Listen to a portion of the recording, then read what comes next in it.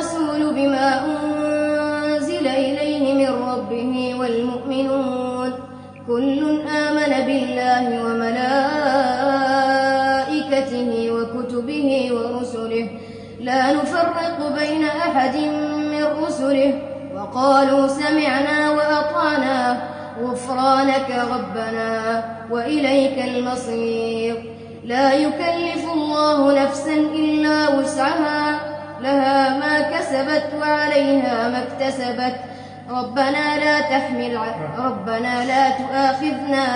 إن نسينا أو أخطأنا ربنا ولا تحمل علينا إصرا كما حملته على الذين من قبلنا ربنا ولا تحملنا ما لا طاقة لنا به واعف عنا واغفر لنا وارحمنا